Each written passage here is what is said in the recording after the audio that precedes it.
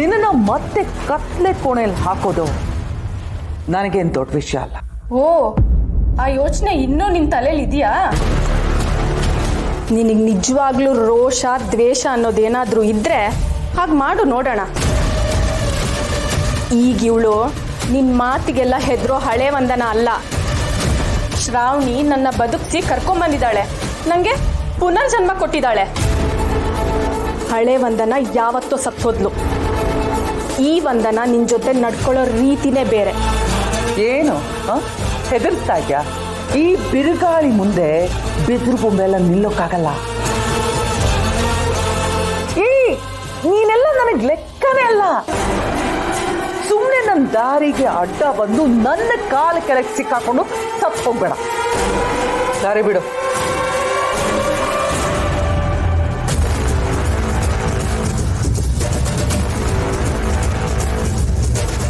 ವಿಜಯಾಂಬಿಕಾ, ನಾನು ನಿನ್ನ ದಾರಿಗೆ ಅಡ್ಡ ಬರಲ್ಲ. ಕೆಟ್ಟ ದಾರಿಲಿ ನಡೀತಿರೋ ನಿನ್ನನ್ನ ಜುಟ್ಟು ಹಿಡಿದು ಮಟ್ಟ ಹಾಕಕ್ಕೆ ನಮ್ಮ ಶ್ರಾವಣಿ ಇದ್ದಾಳೆ.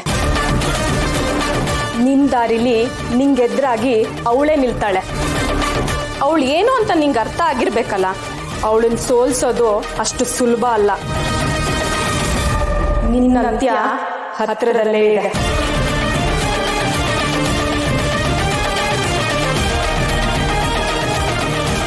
ಹೆಚ್ಕೊಂಡ್ಬಿಡ್ತಾರೆ ಎಲ್ಲರೂ, ತುಂಬಾ ಜಾಸ್ತಿ ಹೆಚ್ಕೊಂಡ್ಬಿಡ್ತಾರೆ. ಶ್ರಾವಣಿ ಒಬ್ಬಳೇ ಇದ್ದಾಗಲೇ ನನ್ನ ಮೇಲೆ ಇವರೆಲ್ಲ ಇಷ್ಟೊಂದು ಕಿಡಿ ಕಾಡ್ತಿದ್ದಾರೆ.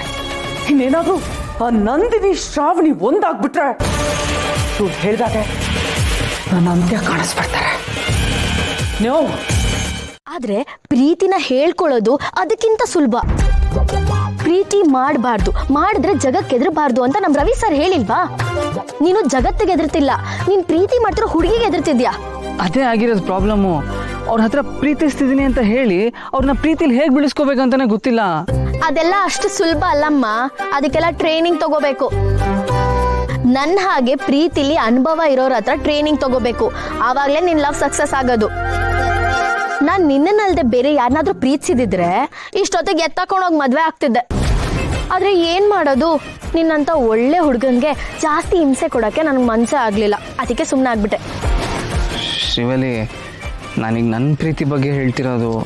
ನಾನು ನನ್ನ ಪ್ರೀತಿ ಬಗ್ಗೆ ಹೇಳ್ದೆ ಅಷ್ಟೇನೆ. ಸರಿ ಆಯ್ತು ಬಿಡು, ಇವಾಗ ನಿನಗೇನ್ ಬೇಕು?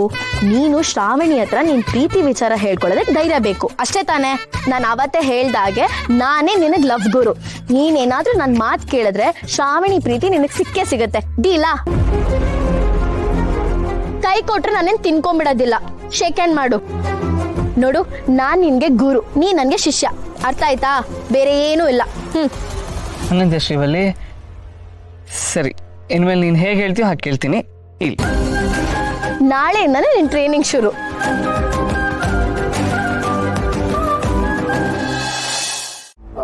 ನಂದಿನಿ ಇನ್ನು ಟೀಚರ್ ಯಾರಾದರೂ ಇದ್ದಾರಾ ಅಂತ ನನಗೆ ಡೀಟೇಲ್ಸ್ ಬೇಕಿತ್ತು. ಹುಡುಕ್ತೀಯಾ?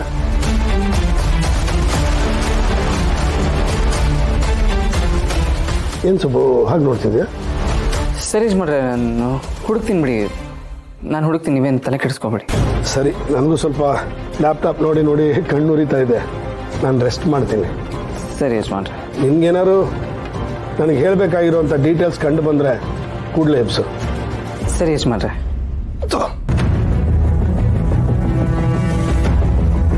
ಯಜಮಾನ್ರೆ, ಕಾಫಿ.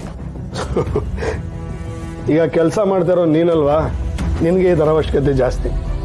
ನೀನೇ ಕುಡಿ. ಕಣ್ಣಲ್ಲಿ ಕಣ್ಣಿಟ್ಟು ನಂದಿನಿನ ಹೆಸರನ್ನ ಅಪ್ಕ ಇಟ್ಕೊ. ಈ ಪ್ರೀತಿ ಅನ್ನೋದು ಹೃದಯದ ಮೇಲೆ ಹಾಕಿರೋ ಅಚ್ಚೆ ಹಾಗೆ. ನಾನು ಮರಿಬೇಕು ಅಂದ್ಕೊಂಡ್ರು ನನ್ನ ಹೃದಯ ಮರೆಯಲ್ಲ.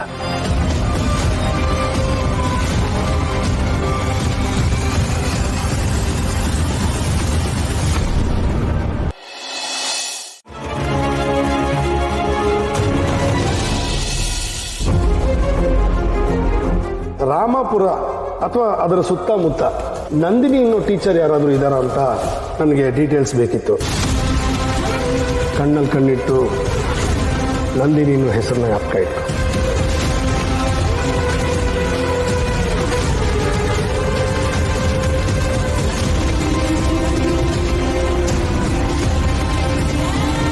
ಸುಬ್ಬು, ನೀನು ಈ ಪತ್ರನ ಓದ್ತಿದ್ಯಾ ಅಂದಮೇಲೆ ಇಷ್ಟೊತ್ತಿಗಾಗಲೇ ನನ್ನ ಮಗಳು ನಿನ್ನ ಜೊತೆ ಹೊಸ ಜೀವನ ಶುರು ಮಾಡಿದ್ದಾಳೆ ಅಂತ ನಾನು ಅಂದ್ಕೋತೀನಿ.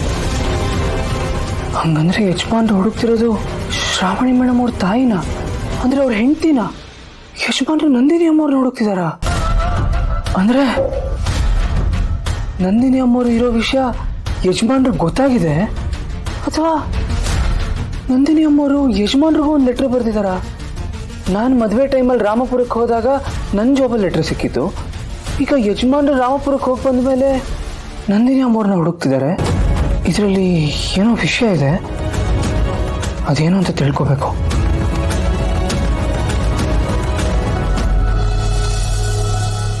ಮಾತು ಕೊಡಿ ಶ್ರಾವಣಿಮ್ಮ. ಈ ಮನೆಗೆ ಯಾವುದೇ ತೊಂದರೆ ಆಗದೇ ಇರೋ ರೀತಿ ನೋಡ್ಕೊಳ್ಳೋ ಜವಾಬ್ದಾರಿ ನಿಮ್ಮದು ಶ್ರಾವಣಿ ಮೊರೆ. ಈ ಮನೆ ಗೌರವನ, ಮನೇಲಿರೋ ಪ್ರೀತಿನ, ನಮ್ಮ ನೆಮ್ಮದಿನ ನೀವೇ ಕಾಪಾಡ್ಕೋಬೇಕು. ಹಾಗಂತ ನನಗೆ ಮಾತು ಕೊಡಿ. ನಾನು ಹೇಗೆ ಮಾತು ಕೊಡಲಿ ಮಾವ? ಸುಬ್ಬುಗೆ ನನ್ನ ಮೇಲೆ ಪ್ರೀತಿನೇ ಇಲ್ಲ. ಪ್ರೀತಿ ಇಲ್ಲದೆ ಇರೋನ ಜೊತೆ ನಾನು ಹೇಗಿರಲಿ? ಪ್ರೀತಿ ಇಲ್ಲದೆ ಇದ್ರೂ ಸಂಸಾರ ನಡೆದ್ರೆ ಆ ಸಂಸಾರಕ್ಕೆ ಅರ್ಥನೇ ಇರಲ್ಲ. ನನ್ನ ಬಾಳು ಮಾತ್ರ ಅಲ್ಲ, ಇದ್ರಲ್ಲಿ ಸುಬ್ಬು ಬಾಳು ಹಾಳಾಗುತ್ತೆ. ಜೀವನ ಪೂರ್ತಿ ನಾಟಕ ಮಾಡ್ಕೊಂಡು ಹೆಂಗೆ ಬದುಕಕ್ಕಾಗುತ್ತೆ?